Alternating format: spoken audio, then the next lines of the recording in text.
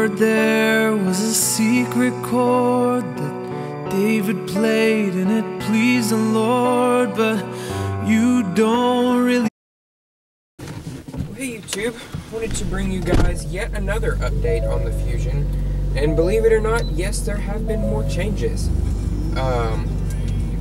First off, the car is an absolute mess right now, so if you can see any of the mess, I'm very sorry.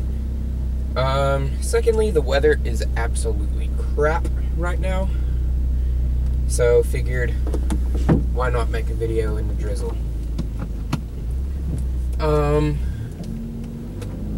So first off, I did put some new headlight bulbs in, and in the process actually wound up breaking the front bumper a little bit. On the passenger side where it goes in above the wheel well or next to the wheel well or whatever, it kind of, like, a corner of it bent in and now it kind of sticks out a little bit. I don't really know how to describe it.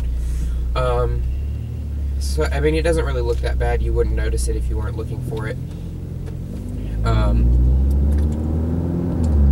But it's, I mean, it's a cheap plastic bumper. Plus, you're probably not supposed to take the bumper off near as much as I do, so, oops. But whatever.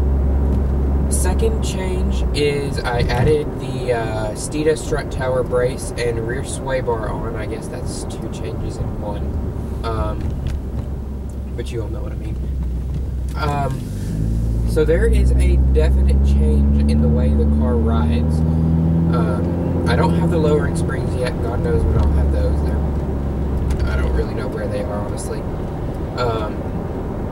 But the Steeda lowering springs are on their way, but the strut tower brace and rear sway bar are on, and I have to say it's made a massive improvement in the way the car drives. There's way less body roll now. It is a little bit stiffer, but it's not like unbearable, knock your teeth out type stuff. We'll see how it is when I get the springs on, which who knows what that'll be.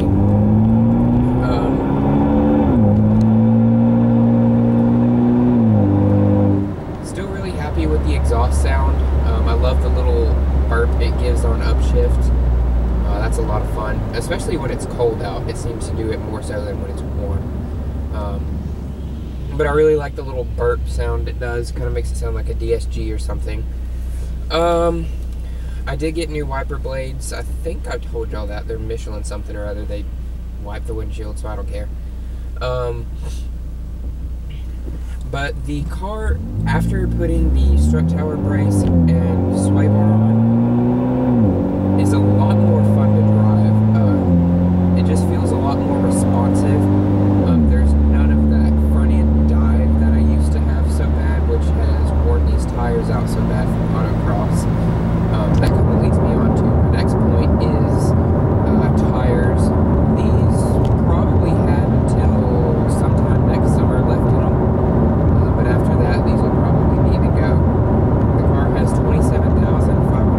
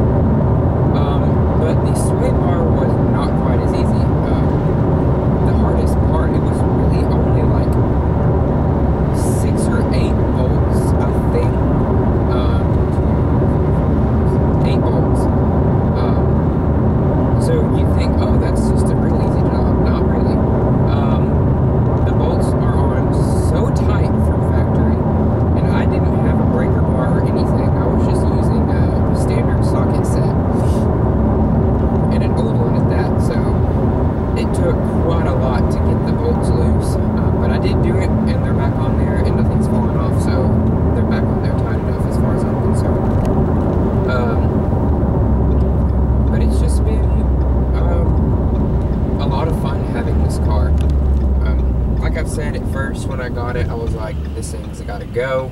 I can't deal with how boring it is.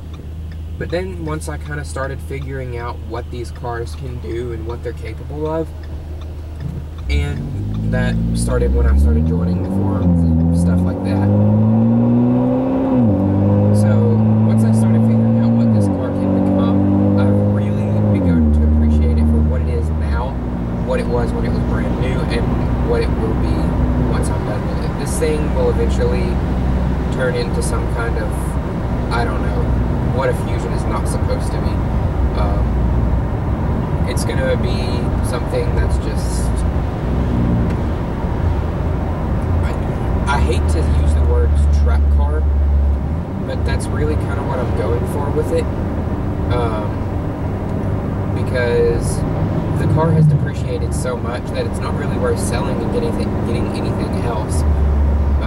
And that brings me on to the next point here in a few minutes. But the car's depreciated so much, it's not really worth my time or money to sell it and get like a E90 328i or something like that, or even like a 335, but I might kill myself in a 35.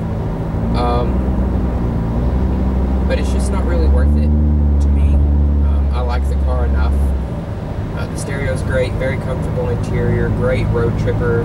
Fuel economy is not the greatest. I get not all that fantastic fuel economy. I don't even know. But it's, I mean, for what the car is, it's a fantastic car.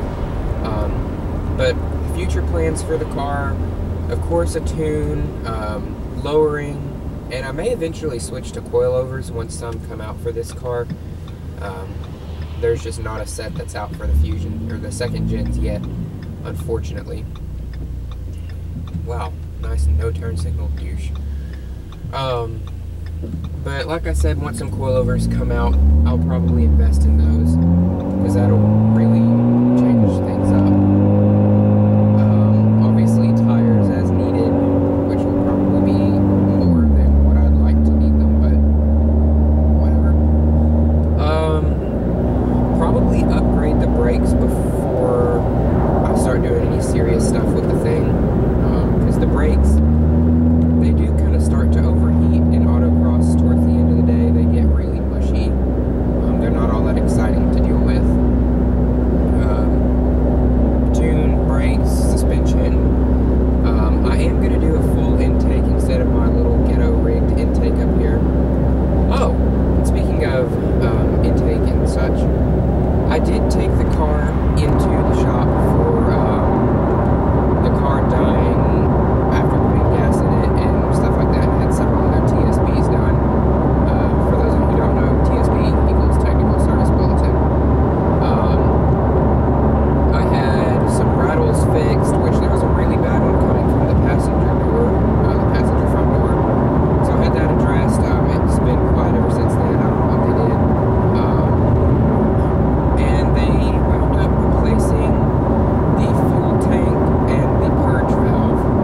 I don't know what that means, but so far that has fixed the issue. I think they also replaced the fuel inlet too, because it looks a lot cleaner than the rest of the gas tank does.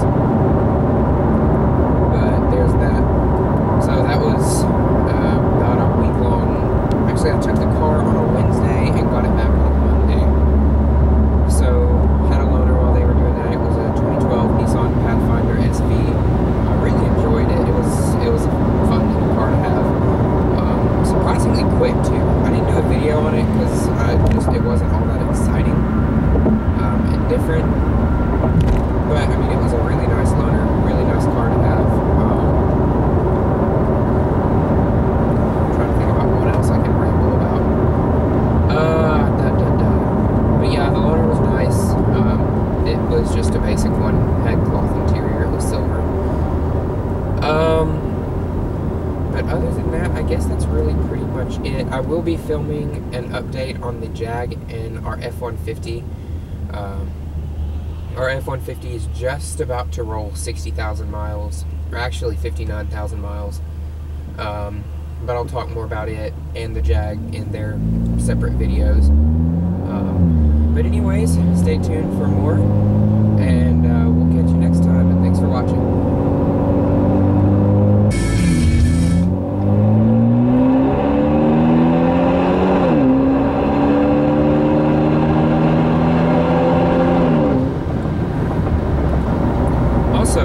one last thing that I did forget to mention is I put some yellow film on the fog lights. Just wanted to try out the yellow fog look. It was like $5 to do, so figured why not. I'll add a couple pictures in of that. I really like them. I think they look really nice. They're very yellow and they're very bright. But also, I guess that brings me on back to one of the very beginning things I said in the video. I did put in Sylvania Silver Star ZXE headlight bulbs, and then the fog lights are a Philips Ultra something or other. I don't really remember what they are, but they're really bright and put out a nice white light, so not complaining with those at all. But anyways, I guess that really pretty much wraps it up for the second time. So thanks for watching, and stay tuned for more videos, and we'll catch you next time. Give me your eyes for just 1 second. Give me your eyes so I can see everything that I keep missing. Give me your love for humanity. Give me your arms for the broken hearted, the ones that have fallen.